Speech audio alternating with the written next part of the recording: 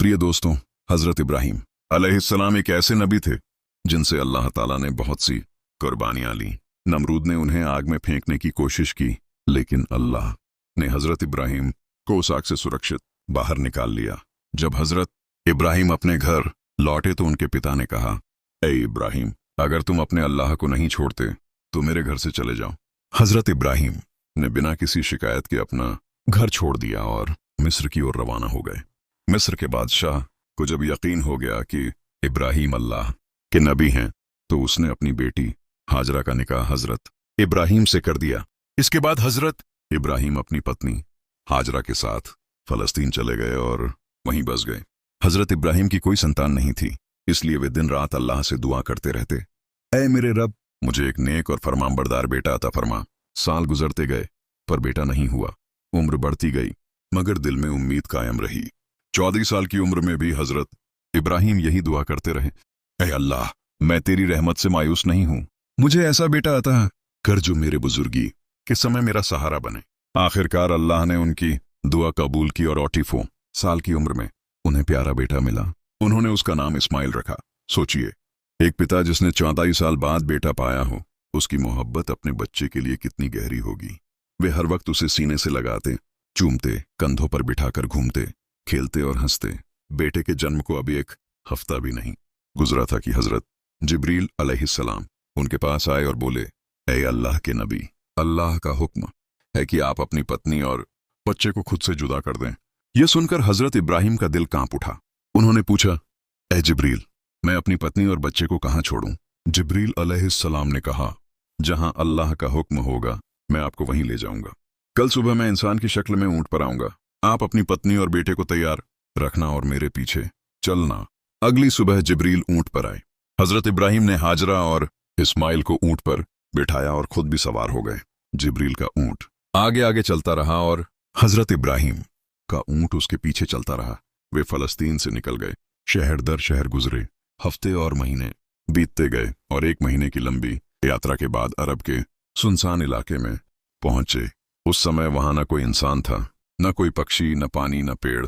जिब्रील का ऊंट काले ऊंचे पहाड़ों के बीच से गुजरता रहा और आखिरकार वे 4 बड़े पहाड़ों से घिरी एक घाटी में पहुंचे। वही जगह जहां आज काबा मौजूद है, लेकिन उस समय वहां दूर दूर तक कुछ नहीं था। जिब्रील ने ऊंट रोका और कहा, ऐ इब्राहिम, अल्लाह का हुक्म है कि आप अपनी पत्नी और बेटे को यहां उतार दें और खुद वापस चले जाएं।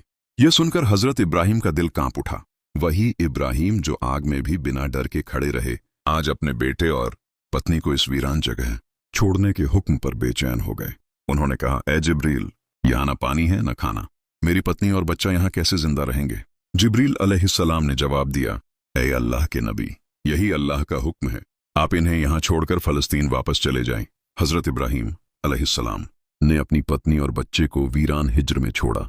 हजरत इब्राहिम अलैहिस्सलाम ने जब अपनी पत्नी हाजरा और छोटे बच्चे इस्माइल को वीरान बस्ती हिज्र में छोड़ते हुए सीने से लगाया, तो उनके दिल में गहरा दर्द था, लेकिन अल्लाह पर पूरा भरोसा भी था। उन्होंने जल्दी से लकड़ियां इकट्ठी कर एक छोटी सी झोपड़ी बनाई ताकि हाजरा और इस्माइल उसमें रह सकें। फिर वे फिलिस्तीन की ओर रवाना हो गए। हजरत हाजरा दौड़कर अपने पति के पीछे आईं और रोते हुए बोली, आप मुझे इस सुनसान वादी में क्यों छोड़कर जा रहे हैं? न यहाँ खाना है न पानी, मैं और मेरा बच्चा यहाँ कैसे जिंदा रहेंगे? हम तो मर जाएंगे। हजरत इब्राहिम अलैहिस्सलाम कुछ कहने ही वाले थे कि जिब्रील अलैहिस्सलाम आए और बोले, ऐ अल्लाह के नबी, आपको हुक्म है कि आप कोई जवाब न दें, बस चुपचाप फिलिस्तीन वापस लौट जाएं। अल्लाह के हुक्म के मुताबिक इब्राहिम अलैहिस्सलाम ने हाजरा को छोड़ दिया और भारी दिल से वहां से चले गए। हाजरा और इस्माइल की वीरानी। हाजरा अपने छोटे बेटे इस्माइल को सीने से लगाए झोपड़ी की ओर लौटी। चारों तरफ गहरा सन्नाटा था। वे कोई आम औरत नहीं थीं, मिस्र के बादशाह की बेटी और महल की राजकुमारी थीं, लेकिन आज अल्लाह की तरफ से बहुत बड़ा इम्तिहान उनके सामने था। रात भर वे अपने बेटे के साथ झोपड़ी में बैठी रहीं। चारों तरफ काली पहाड़ियां और तारों से भरा आसमान, ऐसी तन्हाई कि जैसे आसमान भी उनका गम देख रहा हो। उनके पास एक घड़ा था जिसमें थोड़ा पानी था। वही पानी 3 दिन में खत्म हो गया। हाजरा बेहद परेशान हो गईं। अब मेरे बच्चे को पानी कहाँ से मिलेगा? लेकिन वे हताश नहीं हुईं। सफा और मरवा की दौड़, उम्मीद की हल्की सी रोशनी लिए हाजरा ने अपने बेटे को जमीन पर लिटाया और पानी की तलाश में सफा पहाड़ पर चढ़ गईं। वहां कुछ नहीं मिला। फिर मरवा पहाड़ की तरफ दौड़ी। वहां भी निराशा। वे 7 बार सफा और मरवा के बीच दौड़ी, थक कर गिर जाती, फिर बच्चे की पुकार सुनकर उठ जाती। ये एक माँ का जज्बा था जो हार नहीं मानता। जमजम का चमत्कार। अल्लाह ने अपनी खास मदद भेजी। जब हाजरा झोपड़ी की ओर लौटी, उन्होंने देखा कि वहां कोई व्यक्ति खड़ा है और जमीन से तेज बहता हुआ पानी निकल रहा है। वे दौड़ी, लेकिन वह व्यक्ति गायब हो चुका था। पानी इस्माइल की एड़ियों के पास से फूट रहा था। अल्लाह ने इस कठोर जमीन से उनके लिए जीवन का साधन पैदा किया। हाजरा ने मिट्टी और पत्थरों से पानी के चारों तरफ एक छोटा तालाब बना दिया ताकि पानी बह न जाए।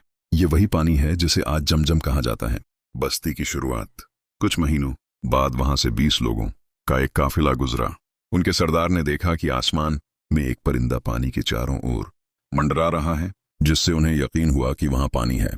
एक आदमी जाकर देखता है कि एक औरत और बच्चा झोपड़ी में है और पानी बह रहा है। सरदार हैरान होकर पूछता है, इतनी वीरान जगह पर कोई औरत बच्चे के साथ कैसे रह सकती है? हाजरा ने अदब से सब बताया। मैं हजरत इब्राहिम की पत्नी हूं। यह जगह और यह पानी अल्लाह का दिया हुआ है।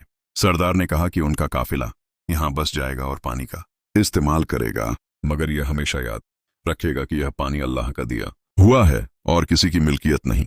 यूं हाजरा और इस्माइल इस झोपड़ी में रहने लगे। जमजम के पानी और कुछ फलों पर उनकी जिंदगी चलती रही। धीरे धीरे यह वीरान जगह एक आबाद बस्ती में बदल गई। इब्राहिम अलैहिस्सलाम की याद।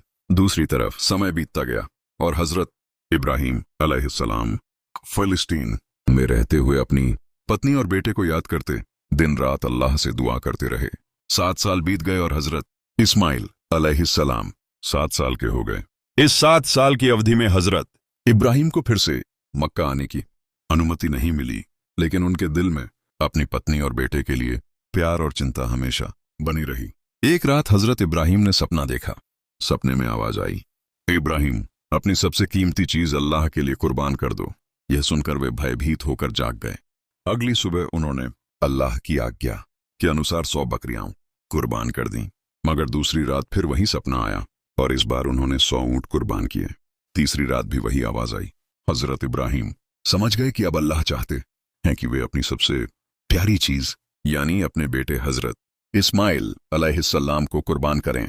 यह निर्णय उनके दिल पर बहुत भारी था, क्योंकि 40 साल की दुआ के बाद अल्लाह ने उन्हें यह बेटा दिया था। सुबह जल्दी हजरत इब्राहिम ने तेज धार वाली छुरी ली, ऊंटनी पर सवार हुए और मक्का की ओर चल पड़े। उस समय उनकी उम्र 92 साल थी। सोचिए, जिस बेटे के लिए उन्होंने 40 साल तक दुआ की, जिसे वृद्धावस्था में पाया, उसे गले लगाने का भी समय नहीं मिला और अब अल्लाह के आदेश के अनुसार उसे कुर्बान करना है।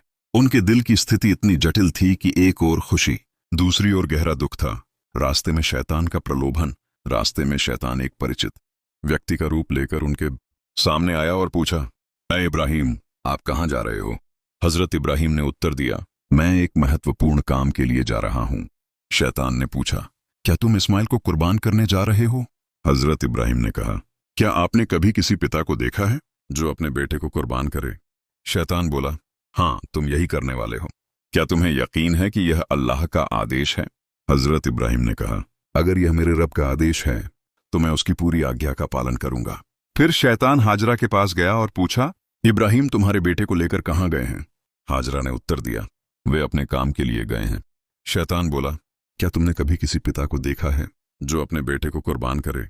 हाजरा ने समझ लिया कि यह अल्लाह का आदेश है और धैर्य और सब्र के साथ अल्लाह की रिदा स्वीकार कर ली। मक्का पहुंचने और तैयारी। हजरत इब्राहिम मक्का पहुंचे। उन्होंने हजरत इस्माइल को साथ लाकर जमीन पर लिटाया। हाजरा भी उनके साथ थीं। हजरत इस्माइल ने अल्लाह के आदेश और अपने पिता की आज्ञा पालन की भावना से स्वयं को तैयार किया। यह क्षण दिल को झकझोर देने वाला था, लेकिन यह ईमान और समर्पण की महानता का प्रतीक था। हजरत इस्माइल ने पिता से कहा, ऐ अब्बाजान, जो अल्लाह का आदेश है वही हमारे लिए सबसे बेहतर है। हजरत इब्राहिम ने विश्वास के साथ छुरी उठाई और कुर्बानी का कार्य पूरा करने लगे। अल्लाह की मर्जी और जिब्राइल का संदेश। जैसे ही हजरत इब्राहिम ने अपने बेटे की कुर्बानी के लिए छुरी उठाई, जिब्राइल अलैहिस्सलाम आए और कहा, यह केवल एक इम्तिहान था। अल्लाह की रिदा के लिए आपकी आज्ञा पालन स्वीकार कर ली गई। इस प्रकार हजरत इब्राहिम की पूरी आज्ञा पालन और हजरत इस्माइल की धैर्य और विश्वास ने एक महान शिक्षा दी कि अल्लाह की रिदा के लिए सब कुछ कुर्बान करना सच्चे ईमान की निशानी है। समय बीतता गया और हजरत इब्राहिम अलैहिस्सलाम के बेटे हजरत इस्माइल अलैहिस्सलाम बड़े हो गए। उन्होंने अपने पिता की शिक्षाओं के अनुसार धर्म और परोपकार की राहों पर चलना शुरू कर दिया। हजरत हाजरा ने भी अपने धैर्य और विश्वास की वजह से मक्का में एक स्थिर और सुरक्षित जीवन बिताना शुरू किया। जमजम का पानी न केवल उनके जीवन को आसान बनाता था, बल्कि आने वाले लोगों के लिए भी जीवन का साधन बन गया। हाजरा ने अपने बेटे के लिए खजूर के पेड़ और फलों के बगीचे लगाए ताकि उनकी जिंदगी में सहारा रहे। वह रोजाना जमजम के पानी के पास जाकर पूजा करती और अल्लाह का धन्यवाद करती। हजरत इस्माइल बचपन से ही अपने पिता की संतों और शिक्षाओं को अपनाने लगे। वह अपने पिता की आज्ञाकारिता और अल्लाह की रिदा के लिए हमेशा तैयार रहते। हजरत इब्राहिम अलैहिस्सलाम भी फिलिस्तीन में रहते हुए अपनी पत्नी और बेटे को याद करते और अल्लाह से प्रार्थना करते। एक दिन अल्लाह ने उन्हें अनुमति दी कि वे मक्का आएं और अपने परिवार से मिलें, लेकिन वहां रुकने की अनुमति नहीं थी। ये उनके लिए बहुत ही खुशियों भरा क्षण था। उन्होंने ऊंटनी लेकर मक्का की ओर प्रस्थान किया। जब हजरत इब्राहिम मक्का के उस सुनसान क्षेत्र में पहुंचे जहां उन्होंने हाजरा और इस्माइल को छोड़ा था, हाजरा ने उन्हें दूर से देखा। उनकी खुशी का कोई ठिकाना नहीं रहा। वह दौड़ी और बोली, जल्दी अंदर आइए। लेकिन हजरत इब्राहिम ने कहा कि उन्हें केवल खड़े होकर ही मिलना है, ऊंटनी से उतरने की अनुमति नहीं। हाजरा ने दिल में सोचा, मैं अल्लाह की रिदा के लिए हर कठिनाई स्वीकार करूंगी। हजरत इब्राहिम ने हजरत इस्माइल को गोद में उठाया और प्रेम भरी नजरों से देखा। उनकी उम्र उस समय 42 साल थी और 40 साल की प्रार्थना के बाद जो पुत्र मिला था वह अब अल्लाह के आदेश से बलिदान के परीक्षा में था। रास्ते में हजरत इब्राहिम ने बच्चे को खुश करने की कोशिश की, कभी हंसकर, कभी आंखें भरकर कि मुझे इसे बलिदान करना है। रास्ते में शैतान एक परिचित व्यक्ति के रूप में आया और पूछा, क्या आप अपने बेटे को काटने जा रहे हैं?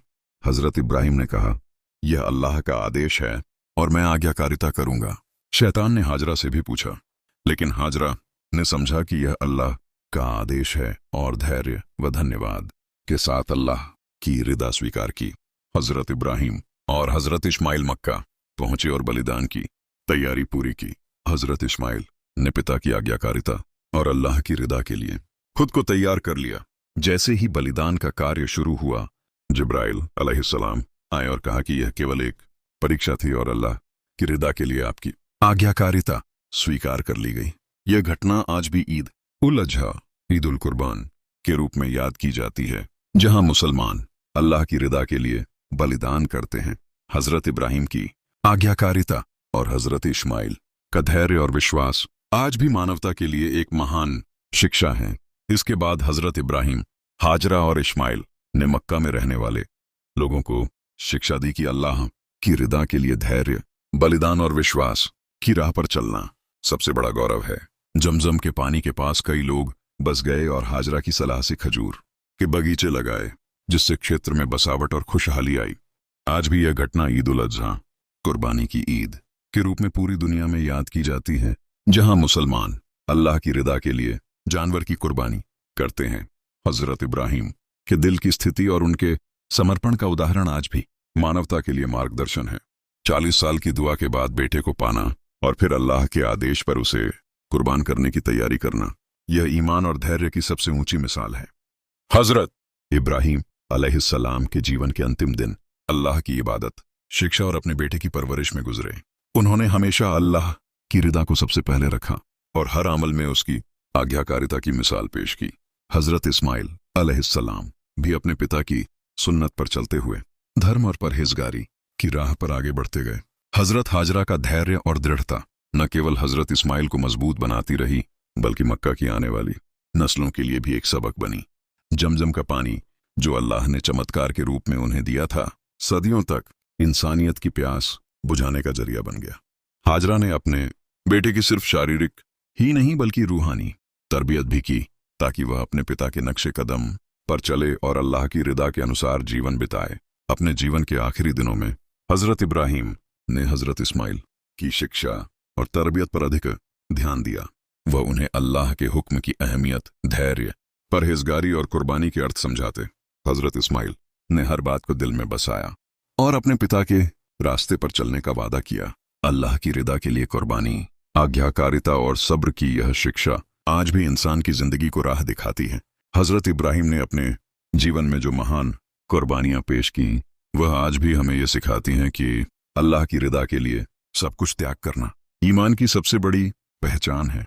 हजरत इस्माइल की कुर्बानी की परीक्षा ने यह साबित किया कि अल्लाह की खुशी के लिए बाप और बेटा दोनों को सब्र और आज्ञाकारिता के ऊंचे दर्जे पर खरा उतरना पड़ता है। ईद उल अजहा के मौके पर दुनिया भर के मुसलमान हजरत इब्राहिम और हजरत इस्माइल की इसी परीक्षा को याद करते हैं। जानवर की कुर्बानी हमें याद दिलाती है कि अल्लाह की खुशी के लिए कुर्बानी देना ईमान और मोहब्बत की निशानी है।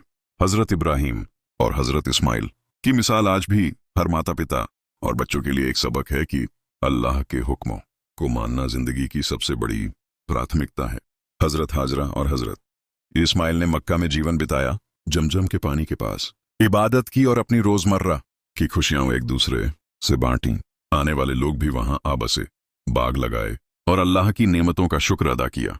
हाजरा की मजबूती और ईमान ने मक्का को रौनक और खुशहाली से भर दिया। हजरत इब्राहिम ने अपनी जिंदगी का अंत अल्लाह की इबादत और याद में किया। उनकी दुआओं और कुर्बानी के असरात आने वाली पीढ़ियों तक पहुंचे। हजरत इस्माइल ने भी अपने पिता के रास्ते पर चलकर दीन की सेवा जारी रखी। हाजरा की शिक्षा और सब्र आज भी हर मुसलमान के लिए एक उजला सबक है कि मुश्किल वक्त और परीक्षाओं में अल्लाह पर भरोसा ही सबसे बड़ी ताकत है। ये कहानी हमें सिखाती है कि सब्र, कुर्बानी, ईमान और अल्लाह की खुशी को जिंदगी में सबसे ऊपर रखना ही इंसान की असली कामयाबी है।